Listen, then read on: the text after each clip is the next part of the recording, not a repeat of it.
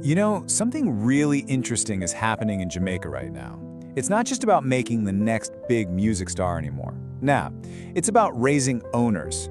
There's this whole new generation stepping up, taking the reins, but they're taking two totally different paths to get there. On one hand, you've got those born into a legacy, and on the other, you have people building empires from, well, absolutely nothing. And that right there brings us to the big question we're going to dig into. Who really owns Jamaica's future? Is it the person who's handed the keys to the kingdom from day one, or is it the one who has to forge that key themselves from scratch? So, let's break it down. On one side, you've got this inherited legacy, right? We're talking wealth, instant connections, a last name that opens doors. And on the other side, you've got the self-made empire. This is all about pure hustle, incredible resilience, and just a massive dream. It's two totally different paths, all happening on one island. All right, so let's dive into that first group, the ones literally born into the spotlight. Yeah, we're talking about the kids who grew up with names you already know, names that need zero introduction. I mean, think about it. This is the world that the kids of stars like Sean Paul, Shaggy, and Pop Can are living in. From the second they're born, they're navigating this life of, yeah, incredible privilege, but also intense public scrutiny. Everything they do is under a microscope. Just to put it in perspective, take a look at this number, $25 million. That's Sean Paul's estimated net worth. It's the kind of financial foundation his kids, Levi and Remy Lee, are starting their lives with. I mean, that's a whole different universe from where their dad began his journey. But here's the thing, that spotlight isn't always something you want. Just look at Shaggy's daughter, Sydney Burrell. Her dad is a global icon, right? But she makes a very conscious choice to live a quiet, private life. She's completely carving out her own path, far away from the public eye. Basically, you only get to know what she wants you to know. And this quote, this one from Pop Can to his daughter, Rihanna, it really gets to the heart of it all. It pulls back the curtain on the motivation behind building that legacy. It shows you that for so many of these stars, their insane drive, it isn't just for them. It's about creating a better world for their kids, making sure they're protected from the struggles they had to go through. Now, this whole idea of legacy building, it takes a really different turn when you look at Vybz Kartel's sons, Lickle Vybz and Lickle Adi. These guys are not just riding on their father's coattails, not at all. They've actually founded the UTG Initiative. It's a foundation that donates essential supplies and even construction materials to schools in Portmore. And get this, it's directly inspired by their dad's own philanthropic work. They're taking that platform they inherited and actively using it to give back. Okay, let's hit pause on that and do a complete 180. We're going to pivot now to a totally different story. The story of those who started with, well, none of those advantages. The ones who had to build their empires from the ground up. So what happens when you don't have a famous last name? Simple. You have to go out and make one for yourself. And that is exactly what entrepreneurs like Janika Williams, Levy and DeMarquez, and Aiden Dunn have done. Okay, remember that $25 million figure we just saw? Now compare that to Janika Williams' starting capital, 5,000 Jamaican dollars.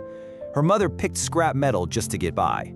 I mean, the contrast there is just staggering. So Janeka's journey kicked off with what you could call the ultimate dorm room hustle. Seriously, she saved her lunch money, bought stuff like undies and snacks downtown, and then sold them to her schoolmates just to make ends meet. And from that tiny $5,000 investment, she built a global distribution network with over 7,000 vendors. It's incredible. But look, the path of a self-made entrepreneur is almost never a straight line, right? So what happens when that first brilliant idea of yours just doesn't work? That is the exact challenge that food entrepreneur Levy and DeMarquez had to face head-on. Levian's story is, seriously, a masterclass in resilience. So, first, he starts with cupcakes, but the sales are just too slow. Okay, plan B. He experiments with bagels, but the market just wasn't feeling it. So then, he pivots to seasoned popcorn. But the first round of feedback, it was brutal. It took him over 90 failed attempts at the recipe before he finally perfected it and landed huge distribution deals all over the Caribbean. And then you've got Aiden Dunn. His story is just wild. His empire started when he was only 13 years old, still at Kingston College with, get this, just 2 phone cases and an LED light to sell to his classmates. And from there, his trajectory has been, well, you could say unstoppable. He went from this tiny side hustle to a major enterprise. But his journey also had this moment, this one massive setback that honestly would have broken most adults, never mind a teenager. When he was just 15, Aiden made a huge miscalculation on an air freight shipment and lost $500,000 Jamaican dollars. Poof, everything he had built was gone. But he didn't quit, no way. He went right back to basics, selling small items, and bit by bit, he rebuilt everything he lost, coming back stronger and way smarter than before. So you've got these two very different paths, right? But they are both, right now, shaping the future of Jamaica. So what does all this tell us?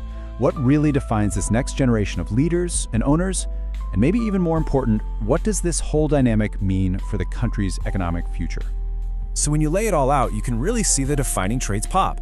For the inheritors, it's all about navigating that legacy, right? Whether that means protecting the privacy or focusing on community philanthropy. And for the self-made crew, it's all about that relentless hustle and just an extreme level of resilience when things go wrong. But dig a little deeper, and you find this really powerful common thread that connects them all.